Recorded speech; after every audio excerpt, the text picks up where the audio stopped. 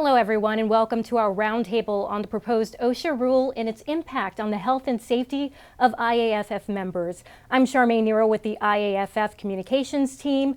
Today our goal is to dispel myths about these regulations and help IAFF members understand how to share their insights effectively, providing OSHA with a clear view of the realities faced by firefighters and EMS personnel. First, let's introduce our panelists. We have Sean DeCrane, Director of Health and Safety Operational Services.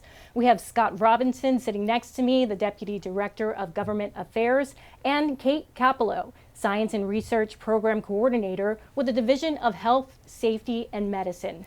To start, we'll give a brief history of the regulations, and we'll have Scott and Kate jump right in to explain a little bit about this to us. So in 1980, OSHA came up with the fire brigade standard. The fire brigade standard only encompassed private industry fire departments, places like Boeing or Volkswagen or companies like that, right? And after 9/11, the 9/11 Commission got together and said that the scope needed to be expanded. And then it took almost 6 or 7 years, so 2007, before the Department of Labor and OSHA took a request for information from outside fire departments on providing information on how do we expand the scope for OSHA and fire service in general. Okay. And so with that, the 2013 West Texas explosion happened, and that was really picking up on the idea that Scott just mentioned. After 9/11 and after a couple of these different disasters, we recognized that the fire service capabilities have expanded. There's a lot more going on. We have more EMS personnel in these larger scale incidents. So how can we better support them in their role? And so OSHA made this push. It was the biggest push in 40 years, really, since OSHA was created, to be able to protect firefighters and EMS. So it expanded the purpose of this standard is to expand the scope and support them. But in addition to that, it was meant to kind of convene different fire service organizations. So in 2015, OSHA put together this work group, and it really started to take off in 2017 with the initial framework kind of being created there. A lot of great background, and thank you. And Sean, I want to bring you into the conversation and explain why this is important. Well, really, the fire service is one of the only professions out there without coverage from the federal government on the health and wellness and the safe operations within our profession.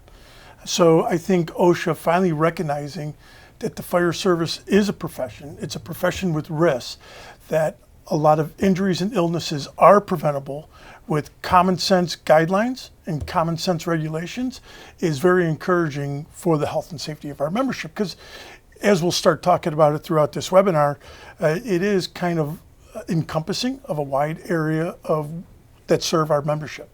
With that foundation, we'll move into the specific areas covered by these regulations, and we'll start with Scott and Kate to talk about the hazards and response capabilities. Can you explain a little bit more about that?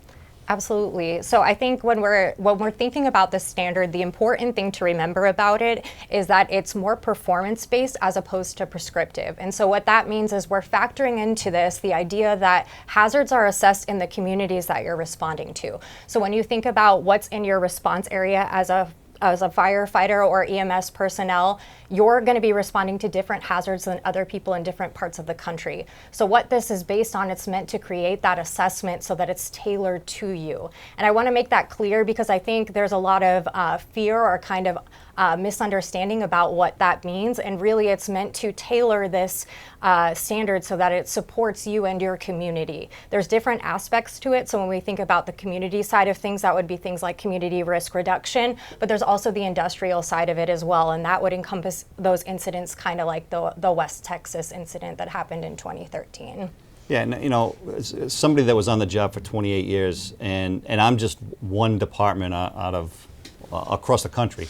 And I think about the nuances that Kate was just talking about. And within my own home local, we had a fire where we had, it ended up being a room and contents fire at a mill, but there was, which we didn't know, that there were chemicals involved in the place. And we ended up having 14 firefighters go down from chemical exposure. We almost lost somebody.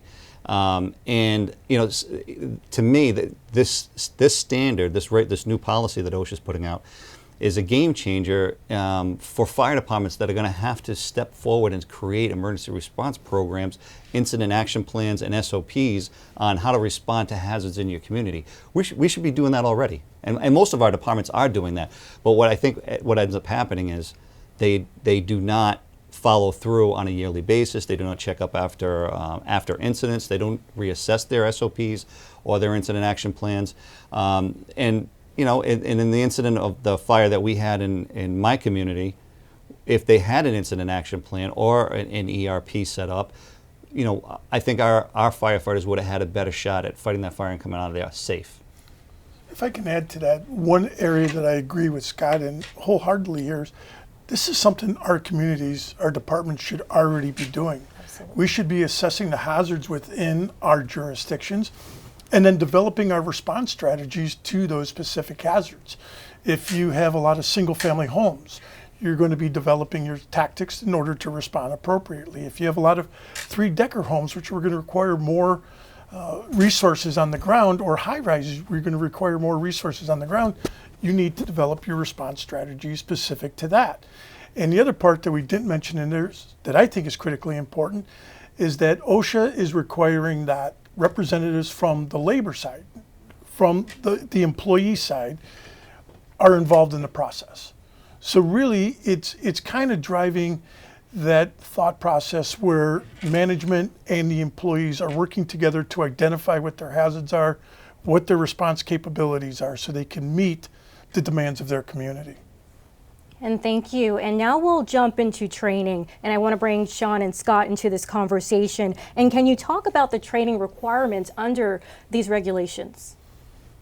One of the, I think, the important aspects of this proposed regulation is that we, as Kate and Scott very clearly pointed out, the department needs to assess what the hazards are within that response community, which your jurisdiction is. What the OSHA regulation is also going to be requiring is that now you train your firefighters to respond to those known hazards.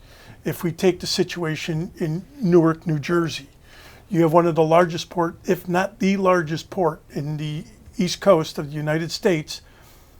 They have no port authority fire department, and even if they did, they're still relying on that municipal fire department to respond and assist or respond and suppress that incident.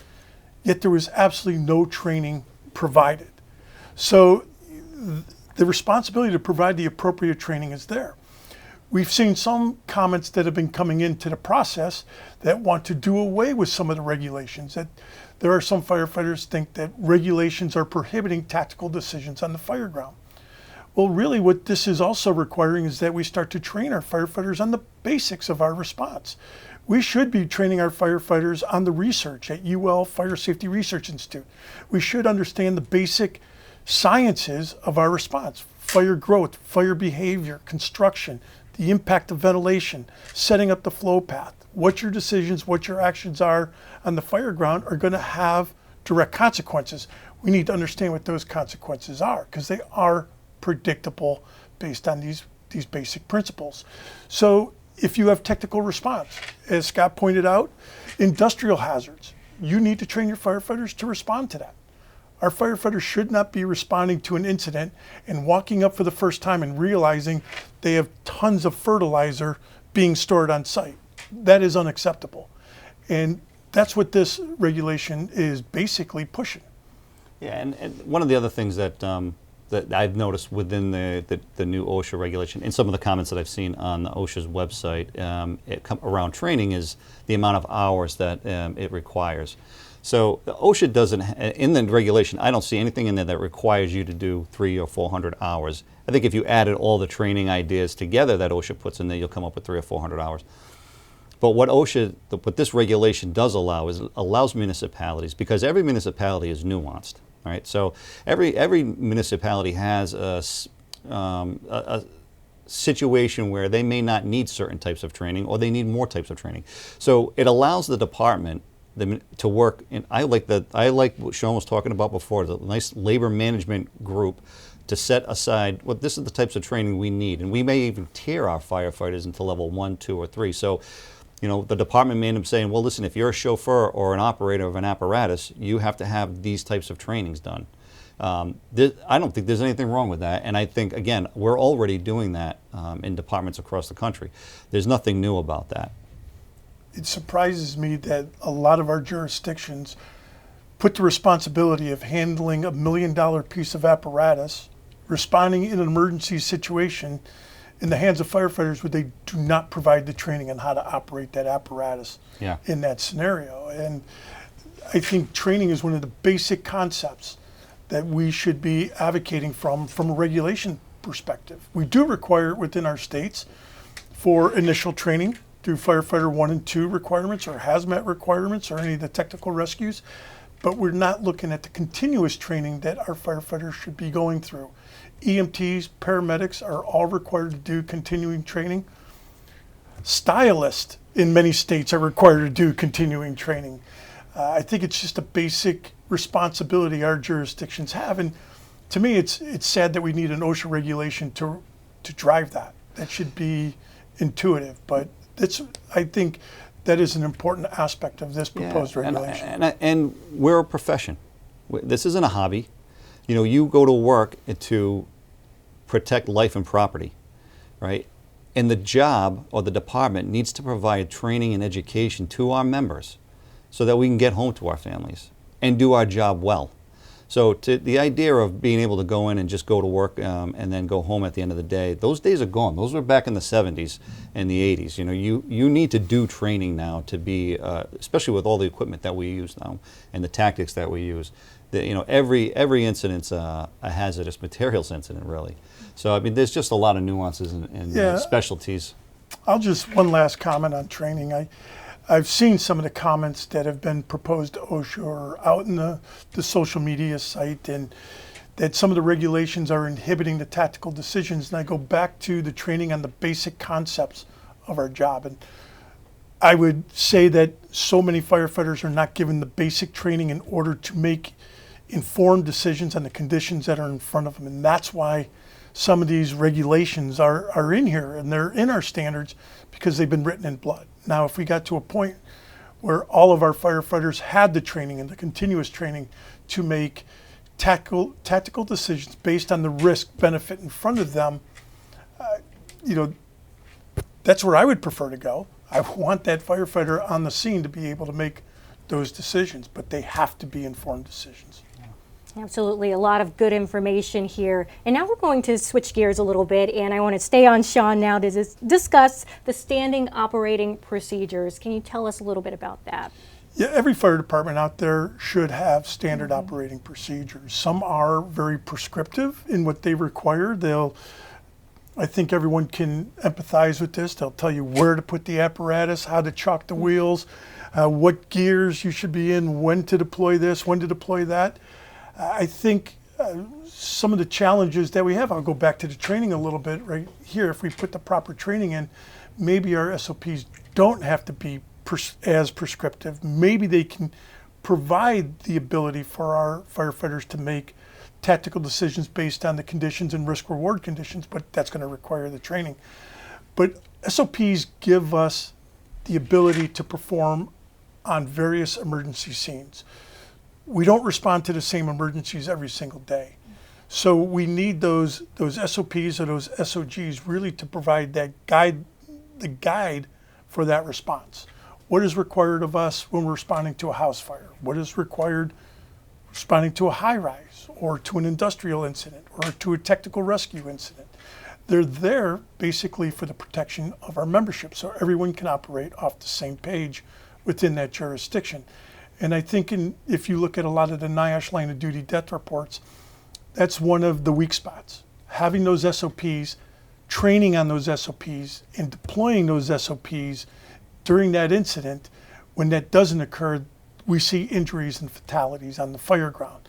And I think that's what OSHA is trying to get here, is saying that every department needs to have these SOPs in place for that bread and butter response, but also for those responses that you may not respond to every day, like an active shooter or to a rapid water rescue or confined space.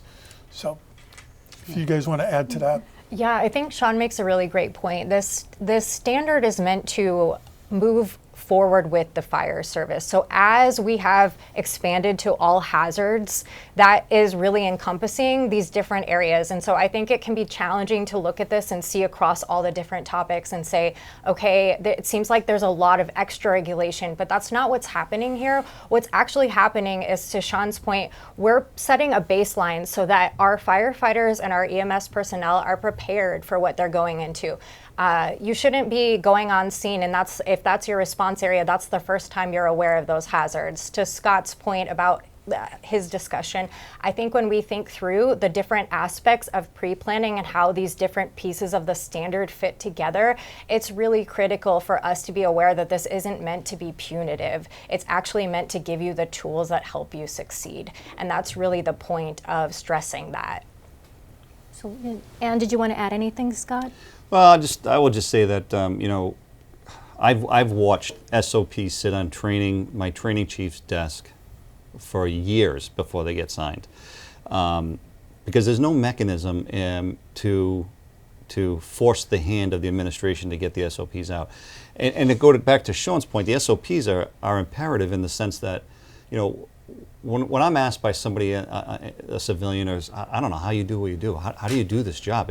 It's really repetition. It's muscle memory. It's doing the same thing over and over again. And when you don't have access to that type of call over and over again, that's what the SOPs are for. So to remind you that this is how we respond to this type of incident. I don't need an SOP to remind me on how to do vehicle extrication, because I did it all the time. But maybe I need an SOP to remind me how to do a water rescue, because I didn't do a lot of those, So, and just to use those as an example. But it's, I think across the country we find our fire departments inundated with paperwork, and then SOPs end up taking a back seat, and they shouldn't. They should be in the front. And I'll just add one last point to this on the SOPs. I think they need to be living documents within our fire departments, that our fire departments really need to be engaged in the research and understanding the new information that's coming. We see new emerging technologies coming to the market almost every day. Right. We see new building construction products and practices coming to the market. And if our SOPs are not living documents, you find we can look on the internet and see episodes or incidents where we have firefighters standing on truss roofs, unprotected truss roofs, when fire's blowing out every single window. Why? Because the SOP told the truck to go to the roof. We see firefighters always going through the front door instead of taking into account wind direction, wind speed, and looking where the fire is located. Why? Because the SOP said go through the front door. Yeah. I know major metropolitan fire departments have had that in 2000. So I think they really need to be living documents. And if they're living documents, I think you have more buy-in from the firefighters as well, that this SOP is relevant. But again, the OSHA document, it asks for the employees to work with the administration on the SOPs, on crafting them. And when you have both parties working on the same document, they're more likely to invest in it because they spent their time building that document. They're gonna follow it. I really like the fact that throughout this document, it's driving that concept that the employees and their representatives are working with the leadership and the management of the fire department, and it's a partnership. I think if OSHA can drive that partnership between that labor and management, that's a heck of an achievement, and it really serves us well. And I think adding on to that, the important thing to note about that too is when we look across these different relationships and partnerships, it actually makes us safer. So in the fire service and EMS, it's really critical that you have your boots on the ground participating in the development of these SOPs, in the development of hazard analysis, because they're the ones ultimately doing the job. And so if you're factoring in the things that influence what they're going to be able to do and how they think, that's really critical to getting buy-in, to Sean's point and to Scott's point. We really need that participation to be able to effectively respond. Absolutely. And let's talk about medical screenings, and I'll bring Sean and Scott back into the conversation. What do these new regulations say about the medicals? One of the areas of concern within the fire service, and what do these medical requirements, what do they mean for that firefighter that's serving on that line company? Every firefighter wants to be on their line company. They don't want to be removed for various reasons. But we know, we have data to show it, we have facts to show it, that early detection, whether you're dealing with cancer, whether you're dealing with cardiovascular issues, whether you're dealing with the lack of sleep or a mental or behavioral health issue, early screening, early detection, early treatment saves lives and saves quality of lives. We firmly believe that these are critical components to safe and healthy firefighters. And the format that that's going to take is going to, I think, is going to take shape as we move forward with the OSHA regulations. You know, you have your pie in the sky type of annual screening. Is that something that's going to apply to every fire department? We understand the resources available and what the interests are or desire is of that local fire department is going, and those members is going to drive this. But we believe that there should be some form of annual medical evaluation of that individual member and incorporation of the early screening for cancer, for cardiovascular risk, for behavior and mental health issues. I think those are all critical components for our members having a long, healthy career and, more importantly, a healthy retirement. Yeah, Sean and I were talking the other day about it, and you know, I was thinking about my job and the career that I had. And in the time that I was on the job, we've had annual physicals ever since I got on the job. So we've always had annual physicals. Not to the extent that OSHA's mentioning, like the behavioral health assessment, that's new. You know, that wasn't something that was even thought of when they came up with annual physicals. Early detection screening wasn't something that was available or even thought of. So we had an annual physical. So, you know, in my career, I've lost friends to cancer and I've lost friends to suicide from my job. But I've never had anybody die from a heart attack on my job. And I don't know if it's a coincidence, but that's not the same story from surrounding communities that had fire departments without annual physicals. So the physicals will save lives. They do save lives. It's just a matter of fact. What I do like about the OSHA regulation is that it's a dynamic document. OSHA has been saying, we want your input on how does this look. What does it look like for your department? What's the best way to implement this idea, and how do we do it? So they're not set in stone. Their recommendation was a physical every other year, and that you would have 15 incidents where there was unknown products of combustion that would trigger the physical. And, that's unrealistic. It's unreal. One fire is enough to trigger a physical, in my opinion. So, but it's a game changer, and a lot of departments, unfortunately, still don't do physicals. Yeah, I think we can point to so many statistics. Early detection of lung cancer, if you can catch it at a very small area, your chance of survival, I believe Kate can correct me here. Well, she can always correct me, but I believe Kate can say the right percentages, but you could have a 95% of survival rating of that early detection of the lung cancer. But if it gets to a critical point, that survival rating just plummets. And so why shouldn't we be advocating for the health and safety of our membership? It's something that's not only our responsibility at the IAFF, it's one of our main responsibilities is the health and safety of our membership, but it should also be the primary responsibility of the management, the city management and department management, to look out for their employees and the health and wellness of their employees. And I'll get personal here, it's a responsibility of myself as a firefighter that I take care of myself and I take advantage of the detection and all of that's involved because I know the hazards, so I'm there for my family. Absolutely. Yeah, absolutely. Kate, did you want to add anything? I think so. I think when we talk about this, the important thing to remember is that we are not advocating for this to be intrusive. We want this to be input from our members. So when we talk about this process, privacy of this surveillance, this medical surveillance, that's at the forefront of this conversation. So this isn't going to be shared outwardly with everybody. The process is meant to help support those preventative measures as opposed to being punitive. So we can catch, based on the data, any cardiac issues, any early cancer. That's where you have the best course of action for treatment, and that's really what we're looking for. It isn't meant to be punitive in the sense that we're pulling people off the line for no reason. I think we can all talk about cases where we've known firefighters who knew something was wrong, didn't address it because they were afraid of the result or afraid of coming off the line, and unfortunately they passed away. And I know, talking with Commissioner Joe Finn, he was talking about, from Boston, he was talking about one of his firefighters, and he said, if I knew then what I knew now, I would do things so much differently. And he passed away that night from a job-related cancer. And so, unfortunately, if we look at our membership and we ask them to that point, many of them can have the same story.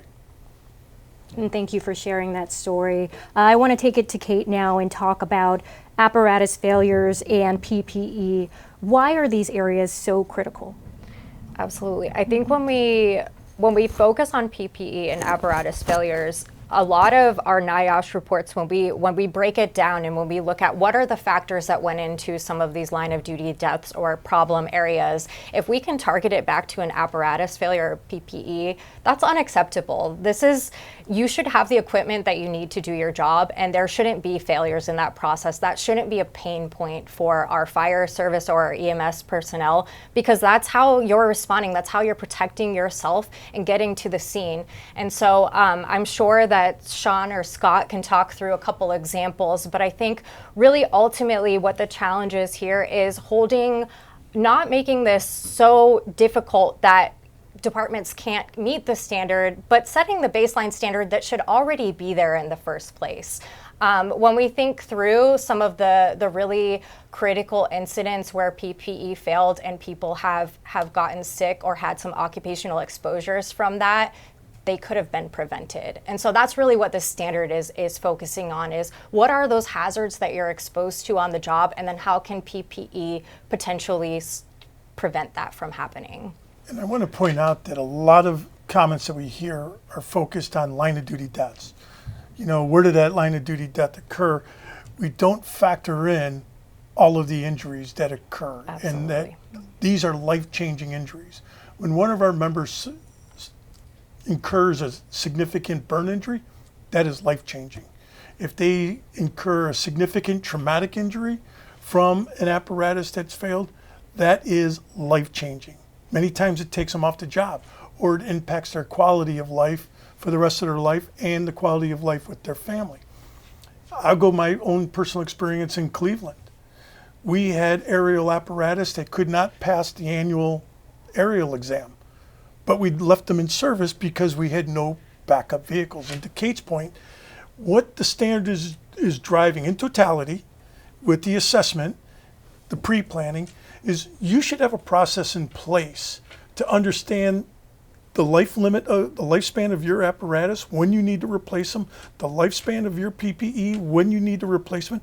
I was stunned talking to one of our former mayors about basic strategic planning. And they said, well, that would be a good idea, right? That's what this document is driving, is basic strategic planning. So we had a couple of aerials that could not pass the aerial exam. So what the department did is said, well, we're going to still man them and run them because we have to, but don't use the aerial. Now, in concept, that's okay, but we know if we're on that apparatus, and we know our members, that they respond to a 4-story apartment building and people are on the upper floors, what are they going to do? They're going to deploy that apparatus. And that puts them at risk, it puts the populace at risk as well. Yeah, a lot of the years on the job, I was an operator, driver of an engine, and then a ladder company. And there were many times that I put deficiencies into maintenance, that the truck either didn't get pulled out of service, or the city decided to run a city service. So because there wasn't a viable reserve piece to go to. So, give us the tools to do the job that we need to do, and to do it right and do it well, and get home safe. And I have a couple of wrap-up questions. How does all of what you guys talked about, how does this impact us as a profession? I think you hit the word right there. You captured right there. Scott said it earlier. We are a profession. The fire service is a profession, whether you're a career professional, whether you're a volunteer.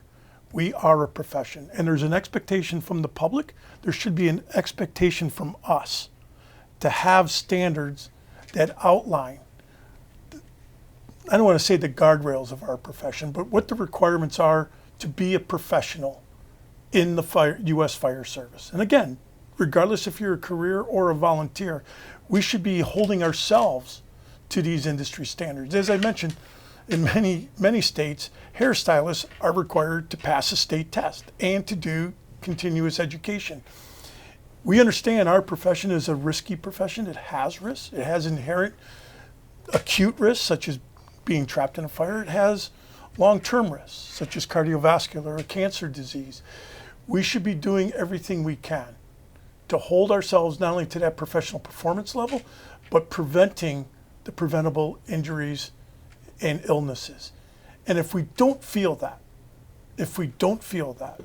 then who is willing to stand up and say, I'm ready to sacrifice myself, I'm ready to sacrifice my family member, I'm ready to sacrifice a friend to be one of the acceptable losses to preventable illnesses and injuries?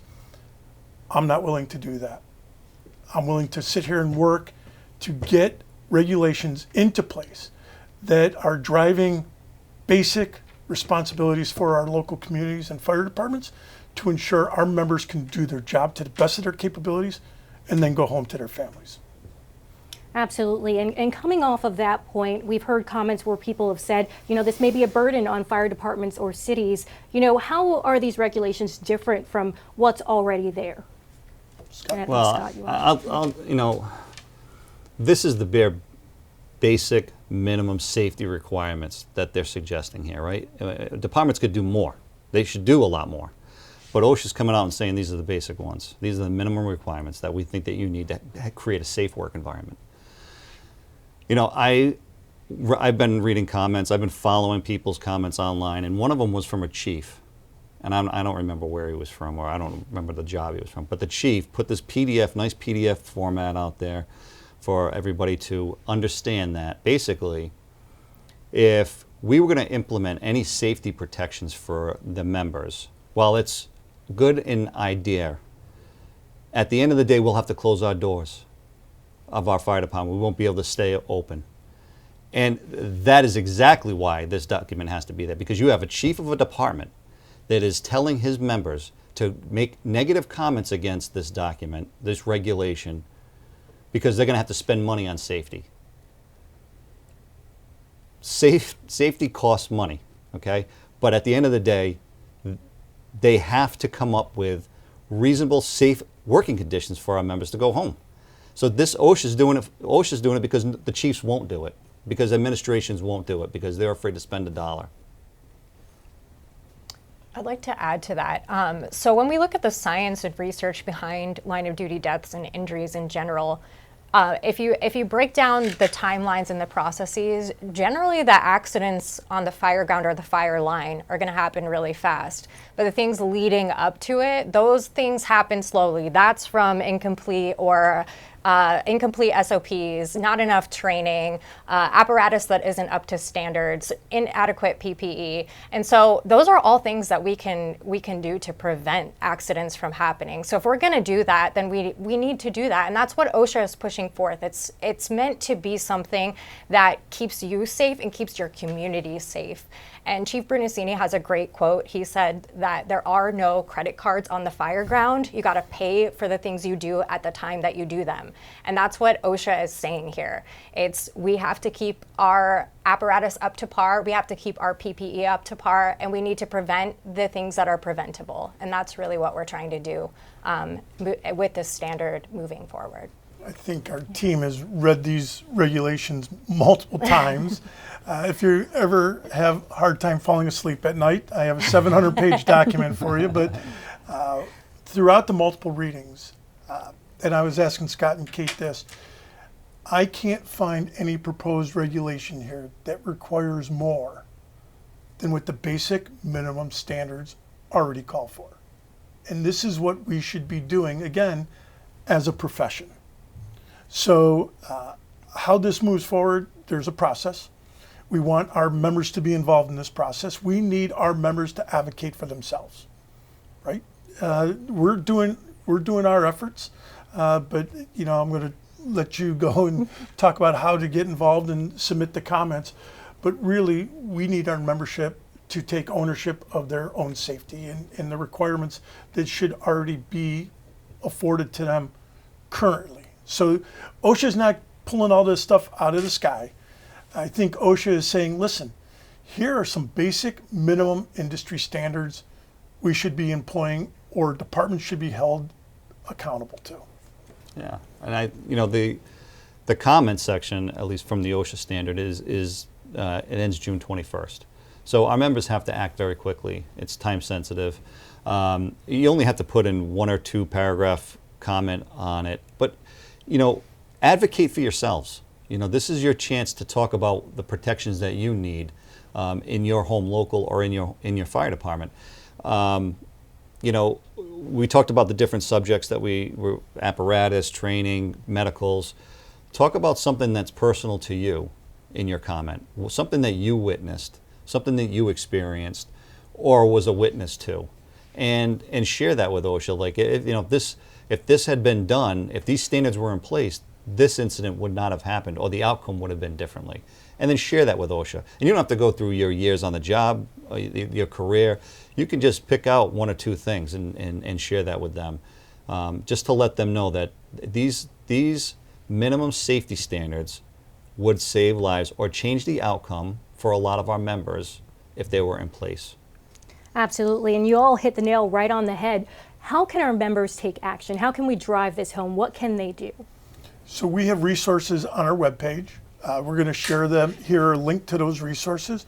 We're also, if you look at the QR code, it'll take you to the OSHA website where you can submit your comments. As Scott was mentioning, they don't have to be a technical paper or technical justification, very deep in detail on that.